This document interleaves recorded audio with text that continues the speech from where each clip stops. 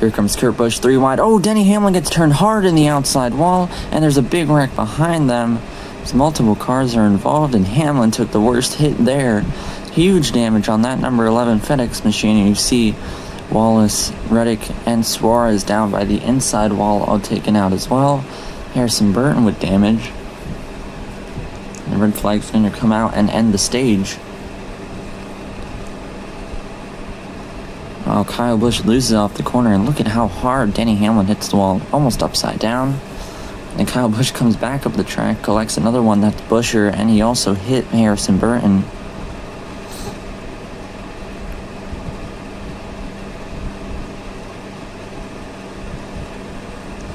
Wow, huge hit on the back straightaway here in Michigan, and the red flag is out.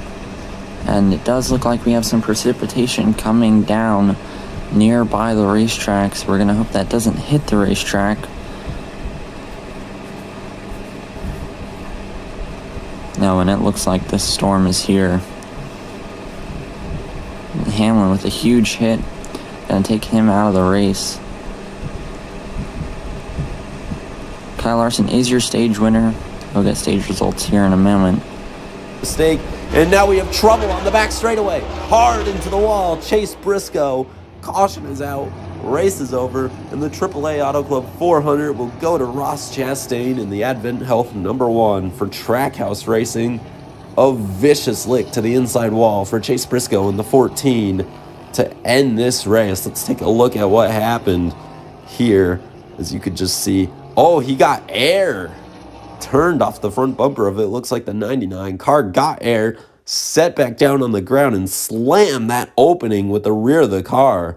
Luckily, these fuel cells are strong enough to withstand an impact like that, and you could see the back end damage to that 14. Racetrack, Bowen is going to be locked now in third. Owen Larson gets shot out of line. Back up into traffic, and Martin Truex Jr. cartwheels under the catch fencing and barrel rolls onto the ground, and the caution flag is flown, and now the red flag immediately thrown out onto the racetrack. The cars will stop on the backstretch, and we'll slow it down here in Daytona. A massive, massive crash on the front straightaway. Martin Truex Jr. turtled that race car right at pit road exit here. Let's take a deep breath here and take a look at this replay. All right, you see there, David Reagan just shot the 5 car down to the grass, and after that, Larson had no control whatsoever, and that car shot back to the right. Let's take a look from another angle here into the tri-oval. You see Larson get shot out, spinning the rear tires, trying to save it, but Martin Truex Jr. just climbs over the right rear tire and flies over the rest of the field and into the catch fencing. Right there, just right over top of that right rear tire, over top of Ryan Preece's car. And so many cars have to evade through the grass in the infield here. Man, just a vicious flyover, essentially, over Ryan Preece there. But Truex did. Second, Chase looked inside, now Byron inside. Yeah, William Byron back to the lead there on Larson. Oh, Martin Truex Jr. around. Huge hit into the inside wall. And he's littered through the grass. That is a bad hit. I mean, probably the worst spot on the racetrack, but what a hard hit for Martin Truex Jr. And I think we have a culprit here. Yes, we do. Ross Chastain slides up the racetrack into the 19 machine. That's his second time this season getting into a Joe Gibbs car.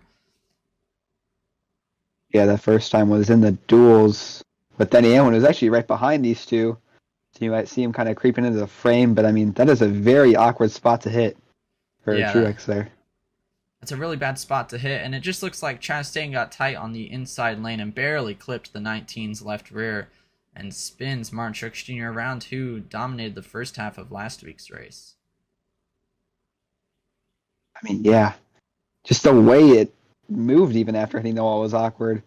I mean, you would think it would kind of like get a little bit more airtime or something, but I mean, it's just very stiff, which is never good on the driver's part.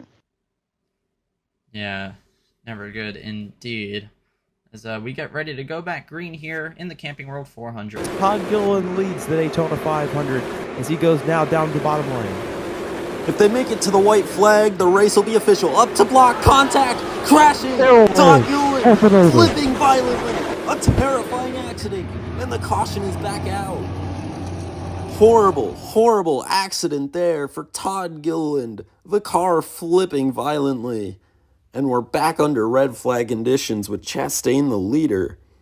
Todd Gilliland takes one of the wildest rides in Daytona 500 history, shades of Ryan Newman all the way back in 2003. Let's hope he's okay after getting loose off the bumper of the 16 car, if I can remember correctly. Yeah. And just tumbled, just dug it, just flipped over and then dug into the grass. It's shades of pretty much every wreck ever from Daytona that involves a flip. Yeah, you never like to see cars just dig in like that. A scary, scary crash. AJ Allmendinger getting towed away. The 16 car is done and out of this race. And of course, the 38 car is as well. As you just see the absolute carnage on that 38 car. I mean, it got absolutely just decimated in this accident when it dug in, tore off the entire fender, ripped the suspension pretty much apart, and the entire front wheels are, not in the right place anymore. Just a frightening, frightening crash. You never like to see things like that at Daytona. You can't stop them. They happen. But it's glad to see that he walked away.